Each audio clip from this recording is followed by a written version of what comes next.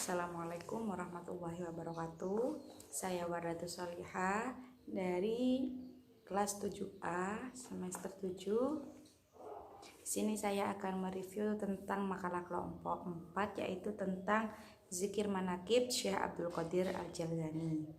Yang pertama yaitu pengertian zikir manakib. Di sini zikir manakib adalah salah satu wujud kegiatan keagamaan yang dilakukan oleh masyarakat muslim, yang pada akhirnya menjadi rutinitas ritual pada momen-momen tertentu. Majelis zikir manakib Syekh Abdul Qadir Al-Jailani di bawah bimbingan Kiai Haji Ahmad Muzaki Syah adalah salah satu bentuk ibadah melalui majelis zikir yang berusaha mengantarkan jamaahnya untuk mengenal akrab sampai menumbuhkan rasa cinta kepada Allah Subhanahu wa taala. Zikir manakib digunakan oleh Kiai Haji Ahmad Muzaki Syah di dalam menyebarkan dakwah Islami yang berorientasi pada ritual sufistik untuk menjadikan umat selalu dekat dan cinta kepada Allah dan Rasul-Nya, serta mampu menghadapi segala persoalan hidup yang ada. Zikir manakib berbentuk asma Allah, tasbih, hamdalah, dan sebagainya. Zikir manakib Syekh Abdul Qadir Al-Jailani yang dikembangkan Kiai Muzaki bukanlah tarekat sebagaimana umumnya, melainkan lebih berbentuk amalan zikir atau majelis zikir, karena menurut beliau Kiai Muzaki, beliau sangat menghormati terhadap semua macam tarekat yang ada, tetapi beliau pribadi tidak mengikuti tarekat-tarekat tersebut.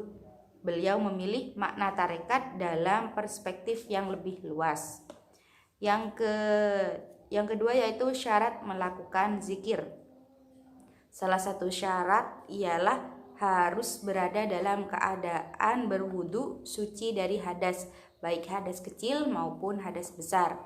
Nah, kemarin sempat ada yang bertanya, bagaimana kalau semisal kita dalam keadaan hadas besar, yaitu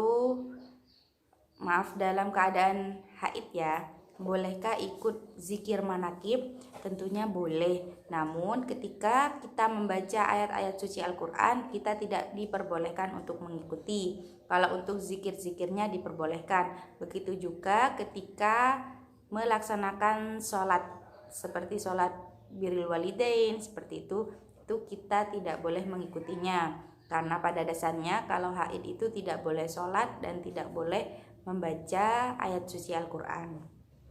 Lalu untuk kegiatan dan bacaan-bacaannya, yang pertama niat lillahi ta'ala, semata-mata untuk beribadah dan mencari ridho Allah Subhanahu wa taala. Jadi tidak boleh ada niatan-niatan selain kepada Allah Subhanahu wa taala. Yang kedua, tidak melakukan permohonan atau meminta kepada Syekh Abdul Qadir Al-Jailani langsung tanpa perantara kepada Allah. Jadi memohon kepada Allah Subhanahu wa taala melalui perantara barokah Syekh Abdul Qadir Al-Jailani dan kepada syafaat Rasulullah Shallallahu alaihi wasallam. Yang ketiga, di saat permohonan yakni waktu muraqabah pada Allah Subhanahu wa taala, sebaiknya diawali dengan melakukan bertaubat atas dosa diri kita, khususnya 7 anggota badan kita, yaitu yang pertama lisan, yang kedua ada mata, ada telinga, yang ketiga telinga, yang keempat ada tangan, yang kelima ada kaki, yang keenam ada perut, yang terakhir yaitu kemaluan. Karena dosa menjadi penghalang doa-doa kita untuk diterima. Kemudian meminta kekuatan iman. Setelah itu memohon hajat dengan khusyuk dan penuh keyakinan kepada Allah Subhanahu wa taala. Yang keempat, dalam melakukan kegiatan wirid, ini sebaiknya dalam keadaan suci dari hadas. Untuk tata cara pembacaan zikir manakib, yang pertama yaitu sebelum melakukan zikir manakib diawali dengan membaca bismillah dan istighosah pastinya gitu. Yang kedua yaitu melakukan sholat sunnah libiril walidain dengan niat sebagai berikut, yaitu sholli sunnatan libiril walidain rakaataini imaman atau makmuman jika menjadi makmum lillahi ta'ala. Yang ketiga, membaca istighfar untuk meminta ampun dosa kedua orang tua, para guru, kaum muslimin, khususnya untuk diri kita sendiri.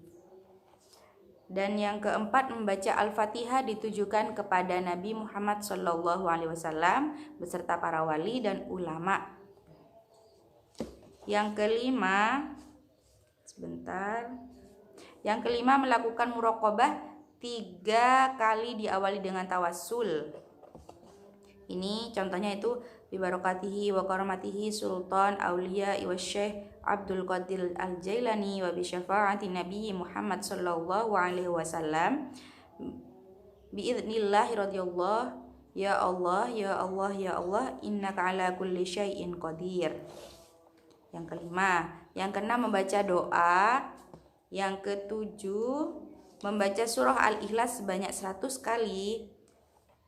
Yang kedelapan yaitu setelah membaca surah Al-Fatihah, membaca manakib Nurul Burhani yang dipimpin oleh 1 orang atau 2 orang, dan yang lainnya membaca zikir. Dan yang kesembilan, sholat hajat, niatnya seperti ini: usolli sunnatan liqada'il hajati rakaataini imaman jika menjadi imam, makmuman jika menjadi makmum lillahi ta'ala. Yang ke-10, melakukan muraqabah diawali dengan tawassul. Yang ke-11, membaca sholawat munjiat dan berdoa sendiri-sendiri. Yang ke-12, membaca zikir di bawah ini, yaitu ada di buku zikir manakib G. Di antaranya adalah ilaha illa anta subhanaka inni kuntu minadz zalimin. Yang ke-13, membaca nazam. Nazamnya ibadallah rijalallah awisuna li ajlillah ilahirihi. Terus yang ke-14, sholat witir, niatnya seperti ini: usolli sunnatan li hidayatillahi rakaatal witri di subutil iman imaman jika menjadi imam, makmuman jika menjadi makmum lillahi ta'ala. Yang kelima, membaca kalimat tauhid atau tahlil. Yang ke-16, membaca doa manakib. Yang ke-16, membaca doa manakib.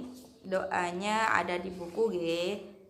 Terima kasih, itu review dari saya. Kurang lebihnya mohon maaf. Wassalamualaikum warahmatullahi wabarakatuh.